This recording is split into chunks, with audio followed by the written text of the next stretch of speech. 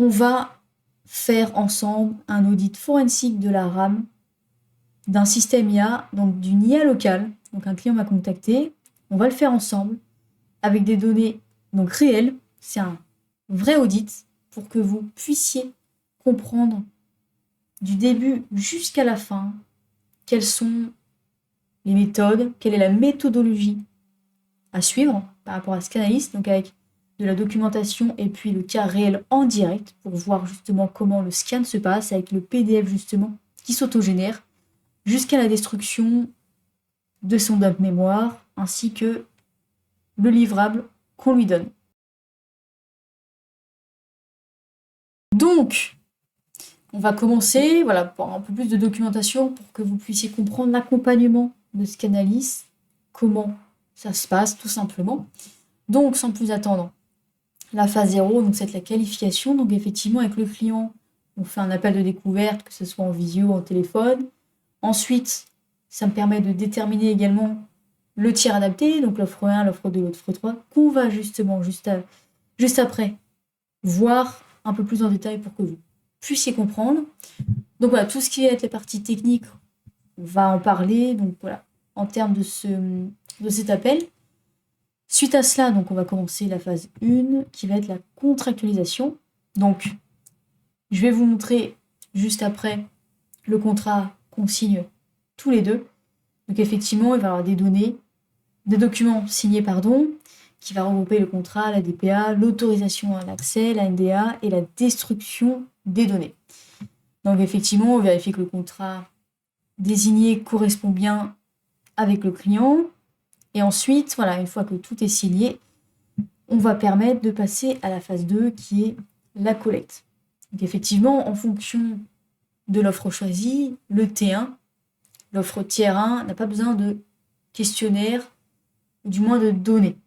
Il n'y a pas besoin de commande, c'est simplement effectivement un questionnaire technique qui permet de regrouper vos données, vos pistes, quels sont en fait votre stack technique, tout simplement. Alors que le T2, le T3 vont être justement avec des dumps mémoire, API standard, etc. pour le protocole Canary et ou le protocole Minerve. Donc ensuite, je vérifie effectivement l'intégrité du dump, chiffrer le dump, et donc une fois que toutes les données sont reçues, c'est là où on va pouvoir commencer le scan. Donc la phase 3, l'analyse forensique. Donc effectivement, je vais lancer avec mon menu interactif et mes commandes sur Linux. Donc pareil, tout ça, on va le voir juste après. Ensuite, on va pouvoir effectivement voir le protocole Canary. J'y reviendrai un peu plus en détail. Une fois donc que tout est bon, le rapport PDF s'autogénère. Donc, vient la phase 4 avec la restitution. Donc, une fois que j'envoie le PDF par mail au client, on va pouvoir se fixer un créneau pour en discuter, pareil, en visio ou en appel, pour lui expliquer davantage concrètement ce que ça signifie pour lui et le rediriger vers une solution adaptée pour justement corriger et améliorer la sécurité de sa mémoire vive. Et donc, suite à cela, la phase 5, la clôture avec la destruction certifiée de tous ces dumps. Donc pareil, ça va être un document que je vais lui envoyer pour lui garantir qu'effectivement, il n'y a aucune trace. Donc effectivement, j'ai envie de préciser, mais ces données passent par un lien qui est crypté, qui est bien sécurisé. Donc, aucune trace ne pourra résider de ces données tout simplement. Donc voilà, c'est un canal qui est très important aussi pour favoriser la sécurité de A à Z tout simplement. Et donc, suite à cette destruction, l'attestation, donc la destruction remise, le solde reçu et la mission est terminée. Ok, donc pareil, c'était pour vous montrer le document qui permet voilà, de faire l'objet et périmètre, nature de l'intervention, la qualification RGPD article 28, l'autorisation d'accès technique, la confidentialité bilatérale, les livrables attendus, les conditions financières, responsabilité et assurance pour moi, la matrice de responsabilité et les droits applicables avec la signature des deux parties. Donc, on va pouvoir passer maintenant aux 3 offres pour que vous puissiez comprendre réellement ce que Scanalyst propose. Donc, voilà, c'était un petit résumé qui permet de montrer le tier 1. Donc, c'est un diagnostic d'exposition. Donc, c'est si vous n'avez pas de dump mémoire ou que voilà, vous voulez comprendre tout simplement votre exposition de la mémoire vive au sein de votre système IA. Donc voilà, pas encore de dump mémoire possible. Et donc, ce que vous fournissez, en fait, c'est un questionnaire technique. Donc effectivement, je vous l'envoie à la demande. La description de votre LLM, la catégorie de données personnelles traitées, votre DP avec l'éditeur LLM. Et donc le résultat que vous aurez, c'est un rapport de 6 pages avec la cartographie des zones RAM, donc la mémoire vive exposée, l'implication RGPD et l'IACT, avec les actions prioritaires. Pour l'audit 2, c'est effectivement l'audit forensique avec le protocole Canary. Et donc, ce que vous fournissez, donc c'est un dump mémoire. Donc effectivement, pareil, j'ai les procédures pour que vous puissiez me la transmettre. L'endpoint API de votre LLM, le contact technique désigné pour la session, un message exact renvoyé par votre système lors de la purge, et la catégorie de DCP traité. Donc pour cibler les 8 canaries du protocole Canary. Donc pareil, voilà, pas de dump. Je vous envoie la commande à faire. Et donc le résultat, un rapport de 8 pages avec les ex-dump, avec l'adresse mémoire exacte, le verdict, si l'amnésie native a échoué ou est confirmée, bien évidemment scellé, donc infalsifiable et opposable à la CNIL. Et pour ce qui est du tier 3, donc certification de résilience, c'est si vous constituez donc un dossier pour des subventions, des financements, ou pour des certifications, que vous répondiez à une due diligence, et voilà, vous avez besoin d'une preuve beaucoup plus complète que ça, avec le protocole Minerve. Donc c'est tout ce qu'il y a du tier 2, plus le modèle card de votre modèle, l'historique de fine-tuning, si applicable, l'accès API en session étendu donc pour les 35 sondes du protocole Minerve, et le dossier de conformité existant. Et donc le résultat, ça va être un rapport de 10 pages. Le protocole Canary plus le protocole Minerve, donc pareil, signé RSA PSS, horodaté, vérifiable offline par tout tiers. Et donc effectivement, c'est une pièce justificative directement intégrable dans un dossier. Et là, pareil, voilà, vous ne savez pas encore, je vous ai fait le petit résumé qui vous permet de vous poser des questions et savoir quelle est l'offre qui vous convient le mieux. Et pour la procédure du dump mémoire, voilà, c'est exactement ça. Et donc je l'envoie à chaque prospect qualifié. Ensuite, on en discute pour justement, je les amène à vraiment l'offre qui correspond mieux à leurs attentes et effectivement à leur stack technique, leurs données. On va passer maintenant au direct, le scan forensique. Donc c'est parti. Ok, donc on se retrouve sur mon terminal, donc Linux, où je vais vous montrer vraiment de A à Z comment je fais sur Linux avec l'audit forensique. Donc, on tape déjà la commande qui va me permettre d'aller dans mon dossier. Donc on tape Scanalyst audit engine. Ok. Ensuite je fais Python 3 final check.py pour vérifier que tout est bon, pas d'anomalie ou quoi que ce soit. On est parti, évidemment, je vais cacher. Et c'est parti. Ok. Donc, le lancement de l'audit tier 2, effectivement, avec toutes les infos qu'il va y avoir. Très bien. Donc là, par exemple, on a l'index de maturité de l'intelligence artificielle, on a 82 sur 100, ce qui est relativement correct. On va avoir quoi? L'API résilience 90 sur 100, très bien. Cloud posture 90 sur 100, ok. Aucune surface d'attaque, ok. Tout ce qui va être les simulations de Monte Carlo. Prompt injection resistance 85 sur 100. Embedding leakage exposure 0 sur 100. Très bien, ok.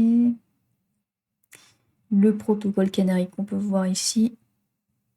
Donc, les 4 phases. Donc la phase A, la baseline, on a capturé le PID qui m'a donné en amont. Donc le mode offline détecté. Ok, oui, ça faut que je cache. Ok, analyse basée sur le dump mémoire fourni. La phase B, l'injection. Donc 8 canaries envoyés. La phase C, donc c'était le scan, la purge. Et donc la phase D, on a la réponse, amnésie confirmée. Donc pour cette IA locale, il y a eu 8 canaries sur 8 qui ont été injectés et 0 résidu de retrouvé dans ce système. Donc, ok, très très bien. Le saut de confiance généré, donc l'infalsifiabilité. Ok, RSA signé. Tout est compris. Donc le verdict, PDF, donc le chat 256, donc c'est la signature officielle. Ok. Et donc là, on tombe sur le rapport forensique de mon client. Donc effectivement, je vais flouter, bien évidemment, le client. Donc on peut voir là l'amnésie confirmée. Donc ce qui veut dire que sur les 8 jetons Canary qu'on a injectés, tout simplement, il y avait 0 résidu qui persistait en mémoire de son système. Donc l'amnésie confirmée. Là, vous avez le résumé des 4 zones scannées, donc le HIP applicatif, page cache Linux, zone swap, buffer kernel. On peut voir qu'ici, 0 sur 8 détecté, donc les résultats propres. Effectivement, l'IPE, donc l'indice de probabilité d'exposition, est de 0. Ensuite, donc on a le résultat détaillé pour chaque zone, donc HIP applicatif. On a effectivement, voilà, résultat forensique, donc le page cache Linux, pareil, 0 sur swap, 0 sur et buffer kernel 0 sur 8 aussi. Donc ce que le résultat implique, le verdict donc, de l'amnésie confirmée établit que la purge physique de la RAM est effective. Ce rapport constitue la preuve d'exécution réelle requise par les textes suivants. Donc pour le RGPD, l'article 5, donc limitation de la conservation, il est conforme. Au niveau du RGPD, l'article 5, pareil, mais paragraphe 2, l'incomptability, prouvé. L'IACT, article 12, la journalisation de l'exécution réelle, elle est effective. Et NIS 2, l'article 21, les mesures de sécurité adaptées, il est conforme. En termes d'actions requises, de plan de recommandation, effectivement, la purge est effective. 2 points de vigilance pour maintenir ce niveau dans le temps. L'action 1, c'est de maintenir la procédure de purge actuelle, documenter les paramètres techniques dans le registre de traitement RGPD. Comme mesure article 32, et l'action 2, planifier un audit de revalidation dans 6 mois ou à chaque mise à jour majeure du système de son LLM. Ok. Et là, à la fin, on a effectivement l'attestation de destruction et saut, donc données reçues, le dump mémoire, effectivement. La procédure, c'est de faire juste après, et je vais vous montrer cette commande qui permet de détruire donc le dump mémoire pour faire cet audit, dont date d'exécution sous 20 jours, mais là on va le faire directement. L'auditeur, bon, il y a eu un petit souci, bon, Mathilde Romy, il y a eu un petit problème. Mais bon, c'est pas grave. Donc le saut cryptographique, donc on va voir là, ici, le chat 256 qui permet donc d'éviter s'il y a des modifications, d'avoir concrètement une corrélation avec l'audit actuel. L'audit est scellé, horodaté, signé et donc infalsifiable. Ok. Horodatage, algorithme signature non appliqué à ce tiers, donc ça va être que pour le tiers 3, le dernier. Et vous avez toujours le petit glossaire à la fin pour comprendre un peu plus le lexique utilisé justement au sein de cet audit. Très bien. Donc ensuite, comme je vous ai dit, on va détruire les données. Donc, enfin le dump mémoire, pardon. Donc en gros, on va marquer la commande suivante. Donc, shred VFZ espace -n 3 /tm. Ok. Donc on peut voir qu'il n'y a aucun dossier donc de créer. Donc, ce qui veut dire que peut-être que le dump mémoire s'est autodétruit. Donc, on va aller chercher un peu plus en détail. Ok, très bien. Ok, donc là, comme on peut voir à l'écran, effectivement, donc j'ai 4 permissions. Donc permission déniée, refusée, effectivement. Donc, ce qui veut dire que il n'y a aucun fichier donc dump trouvé sur l'infrastructure Scanalys au moment de la procédure. Donc le dump mémoire a été généré et conservé côté client, donc via son IA local, et n'a pas transité sur le système Scanalys. Donc la destruction est non applicable côté Scanalys, on peut voir la preuve, et confirmation va être transmise au client. Donc après c'est plutôt une bonne nouvelle parce que voilà, ça montre et ça confirme que le dump est resté donc chez mon client, pas chez moi. Et donc c'est exactement le modèle non intrusif de Scanalys. Donc là effectivement, suite au processus de destruction que j'aurais pu faire encore une fois sous 20 jours, qui est effectivement inscrit dans le contrat, là j'ai préféré le faire maintenant comme ça. C'est fait. Donc maintenant j'envoie le mail à mon client pour lui expliquer donc effectivement le résumé avec justement le PDF qu'on peut voir juste à droite. Donc effectivement, voilà, le dire les 8 canaries ont été injectés, les 8 purgés, donc l'amnésie est confirmée avec tout ce qu'on a pu voir juste avant. Donc je lui envoie et effectivement après le but c'est d'avoir un retour avec lui, que ce soit au téléphone ou en visio pour lui expliquer un peu plus et pour avoir justement son avis, son témoignage et ce qu'il en pense. Donc, je lui envoie et c'est parti. Le client, suite à l'audit qu'on lui a envoyé, donc tout simplement, on va avoir son retour et échanger un petit peu plus sur cette situation. T'as bien reçu l'audit ? Ouais, Bah du coup, c'est plutôt une bonne nouvelle, hein, parce qu'effectivement, l'amnésie confirmée, hein, ça prouve bien que ton système est bien robuste et qu'effectivement, après chaque session, toutes les données ne persistent pas dans ta mémoire vive, donc c'est plutôt une très bonne nouvelle pour toi. ouais. T'as le rapport sous les yeux, j'imagine ? Oui. Ok, bah moi aussi je l'ai, mais voilà, en gros, comme tu peux voir, tu as les 4 zones qui sont scannées.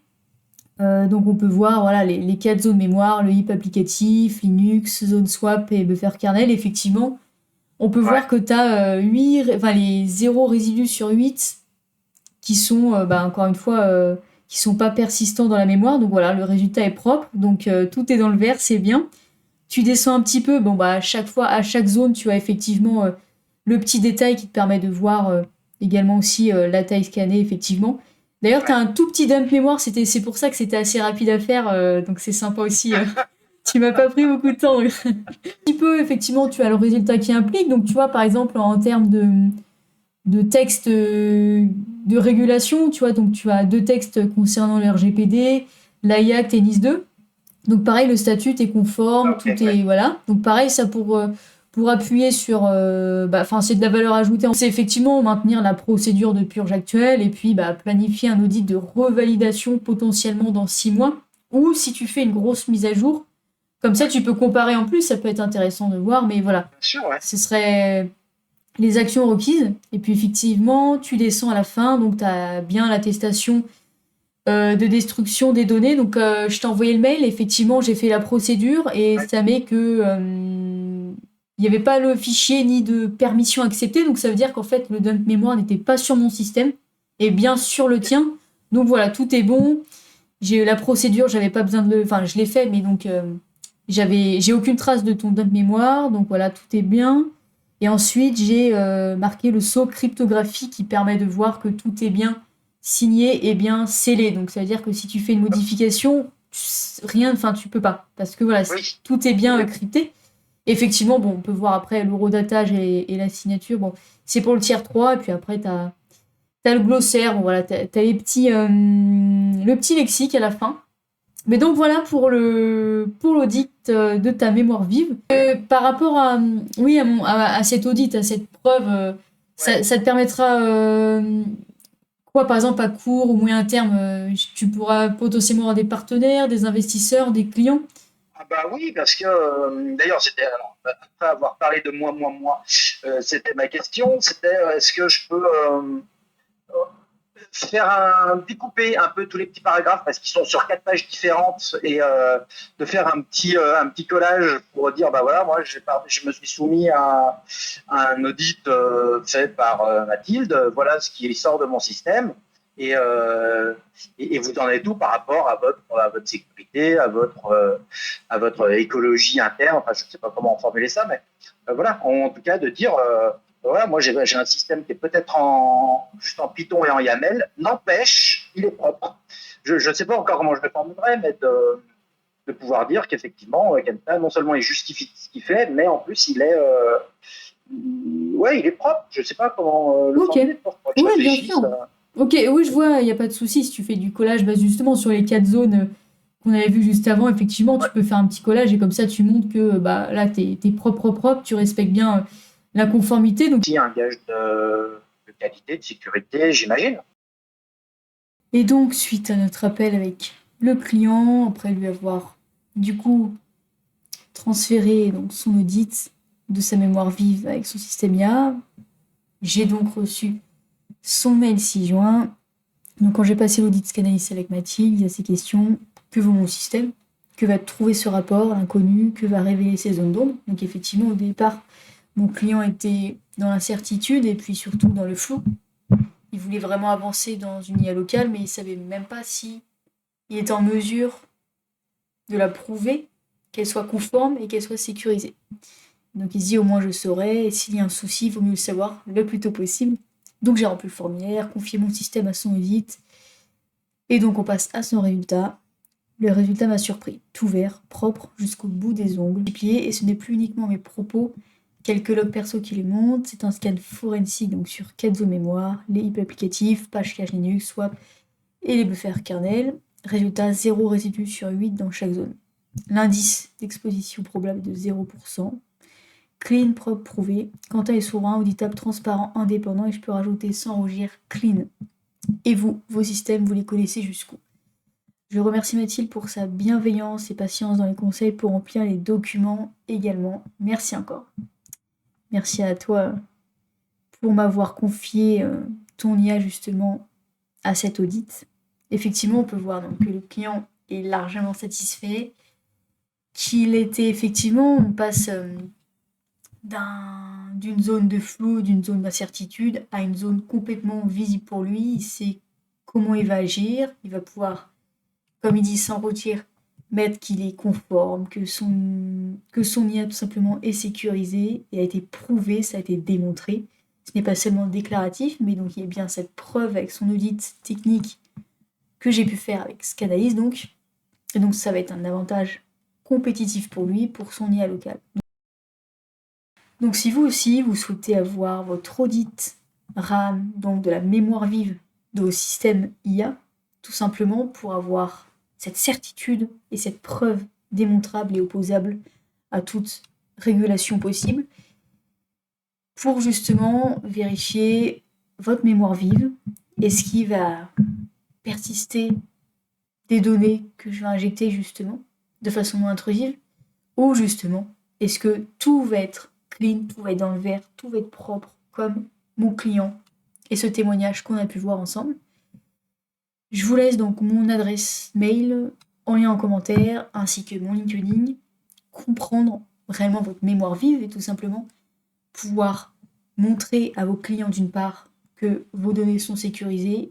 Effectivement, la preuve, on met un budget sécurisé tous les ans, tous les trimestres, parce qu'effectivement, hein, tout évolue, c'est pas à l'instant T, effectivement, vous pouvez faire l'audit forensique de la mémoire vive, mais 2 mois après, si vous faites une mise à jour où justement l'IA évolue sans cesse, il faut être à jour. Donc ça ne veut pas garantir, attention, hein, je répète aussi que l'audit forensique de votre mémoire vive ne garantit pas un risque zéro. C'est la preuve à l'instant T, c'est signé, c'est scellé, qu'effectivement le 1er mai à 19h37, vous avez fait votre audit RAM IA de votre système. Mais en aucun cas, ça veut dire je suis sécurisé jusqu'au 1er mai 2027, qu'on soit bien clair là-dessus.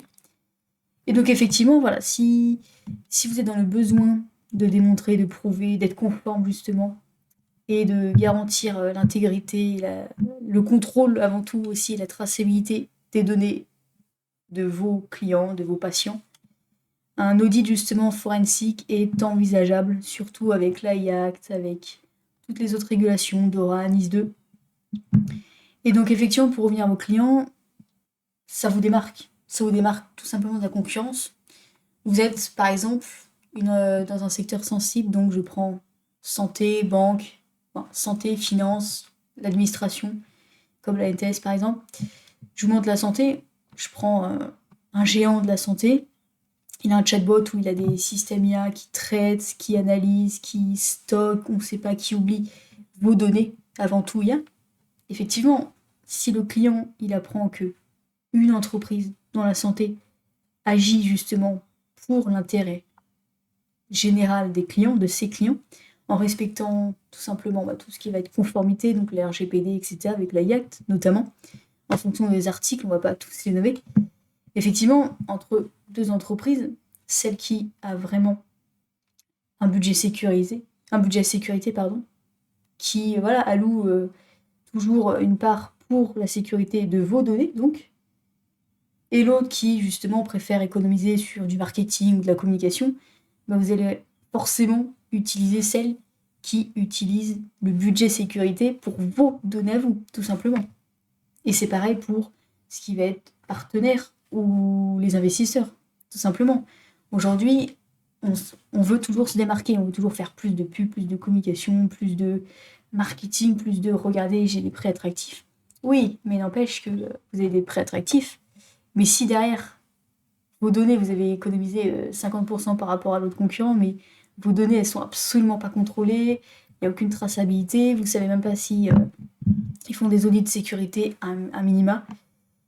Au final, vous allez être perdant et votre coût de l'inaction, entre guillemets, si je peux dire, va être démultiplié par des dizaines et des dizaines.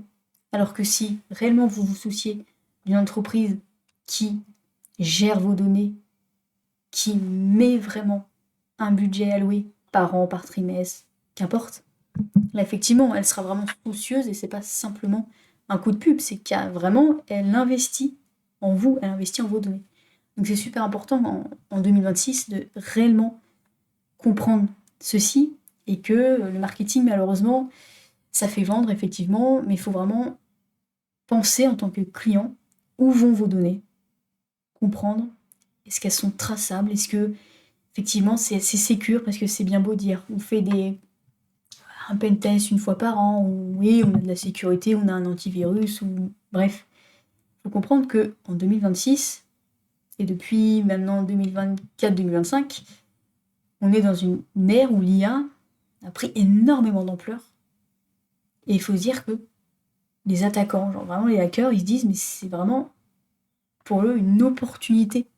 Une opportunité parce qu'on déploie l'IA sans la sécuriser. Donc tout simplement, c'est vraiment avoir une porte blindée mais la laisser constamment ouverte. C'est ridicule, mais pourtant c'est ce qui se passe. Donc apprenez à fermer cette porte blindée et avoir des garde-fous autour qui veillent à ce qu'elle soit bien fermée et qu'il n'y a pas des personnes qui essayent de l'ouvrir, tout simplement. C'est pareil avec vos données. C'est pareil avec les entreprises. C'est bien beau de faire des pubs à 100 000 euros, mais derrière, ça aurait été très utile de diviser par deux la pub et mettre 50 000 euros dans des solutions qui permettent réellement de prouver que oui, vos données qui passent par nos systèmes IA, qui sont traitées de façon journalière, tout simplement, elles sont garanties. C'est conforme, c'est sécurisable, et en cas de fuite de données, aucune de vos données ne circule en mémoire vive, donc l'attaquant ne trouvera rien. Donc voilà, c'est encore un mythe, encore un problème majeur qu'il faut justement éradiquer, si je peux dire. Donc effectivement, que vous soyez un client ou un partenaire fournisseur, effectivement, ou investisseur, vous allez investir dans une entreprise qui, effectivement, déjà se soucie, encore une fois, des données, a vraiment un budget qui permet de se dire, ok, nous, on a une entreprise, effectivement, on a tel rendement. Bon, après, je m'y connais pas en termes d'investissement, tout ça, je suis pas 50 millions d'euros à investir non plus, mais pour vous dire qu'effectivement, si vous êtes une entreprise, pensez à vous, pensez à vos clients, pensez à vos fournisseurs, pensez à vos investisseurs, pensez à vos partenaires. Quand je dis ça, c'est futurs partenaires, futurs investisseurs également. Vous voulez vous démarquer de la concurrence, tout simplement. Ayez cette preuve. Ayez justement dans votre marketing, ayez dans votre cahier des charges, ayez dans votre communication que vous êtes sécurisé, que vous avez fait ces démarches et que vous avez cette preuve si on vous demande, que ce soit la CNIL, l'ANSSI, pour la IACT, pour tout ce qui va être conformité, régulation, etc. Vous aurez l'audit, vous pourrez leur montrer. Vous pouvez leur montrer effectivement, tous les 2 mois, on fait, le premier de tous les 2 mois, on fait cet audit pour garantir l'intégrité des données, garantir la traçabilité, garantir que tout est bien.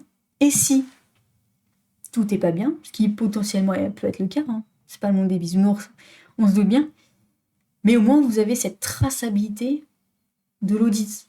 Ça montre que, par rapport à vos concurrents potentiels, vous avez fait la démarche de faire des audits. Vous les avez faits. Ça a été signé, scellé, horodaté. Donc, on suppose qu'on est le 1er janvier. Vous décidez que tous les premiers des 2 mois, vous faites l'audit. On va dire 1er janvier, 1er mars, 1er mai, etc. 1er mai. Et le 5 juin, vous avez une fuite de données, vous avez une cyberattaque. Vous pouvez largement montrer que vous avez fait depuis le 1er janvier 3 ou 4 audits déjà, horodatés, signés, scellés, ils ont été faits, ça a été prouvé. Voilà, et du coup, forcément, le champ pour retrouver, on va dire, la faille, elle va largement être restreinte. Parce que le 1er janvier, vous l'avez fait, le 1er mars, vous l'avez fait, toujours tout est bon, le 1er mai, vous l'avez fait.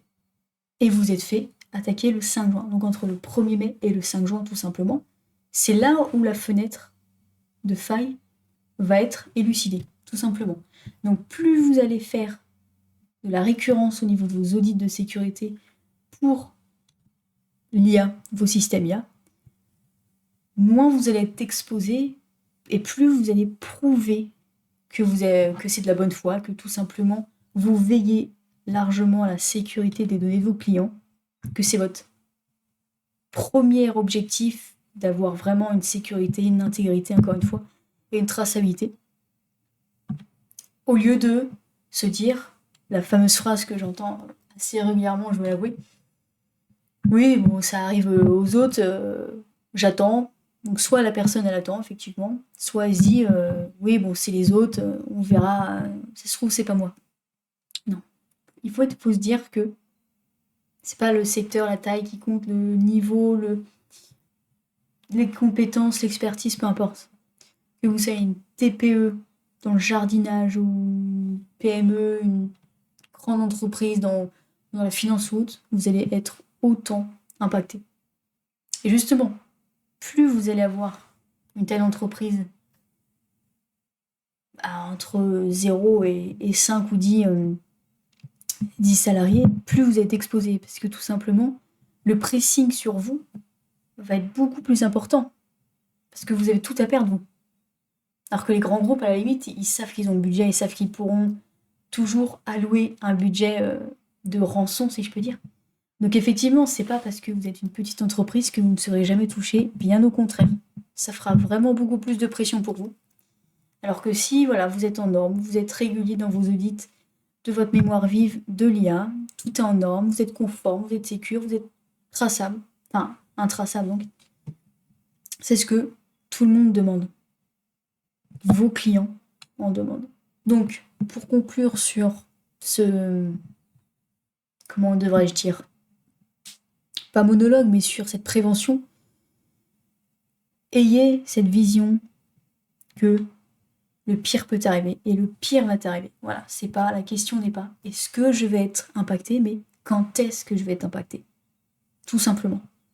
C'est pas de la chance, c'est vraiment une question de timing. Donc, au lieu d'attendre, si je devrais dire bêtement, apprenez à anticiper justement et vous dire on est couvert, on fait tout le maximum et forcément notre responsabilité sera amoindrie Vu qu'on a en plus les preuves comme quoi on a fait la démarche d'être conforme, d'être sécurisé. On l'a fait, on l'a prouvé. Et donc forcément, si vous vous retrouvez face à la CNIL, par exemple, vous pourrez leur montrer effectivement. Oui, effectivement, on a subi une cyberattaque, mais ça fait depuis le début d'année qu'on a fait 3 audits. Et les 3 audits nous ont dit que tout est bon.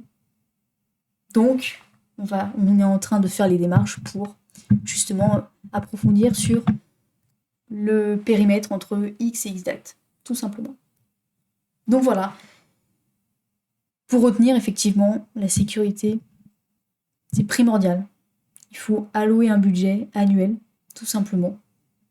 Et que à l'heure où il faut aller toujours plus vite, déployer toujours plus vite de l'IA, aller toujours plus vite, gagner toujours plus de temps, apprenez aussi à prendre du recul, sécuriser les bases, parce que dites-vous que tout ce que vous faites en gain de temps, par exemple avec l'IA en l'occurrence, dites-vous que si vous subissez une fuite de données, une cyberattaque, au final, votre retour sur investissement en termes de temps va faire l'effet inverse.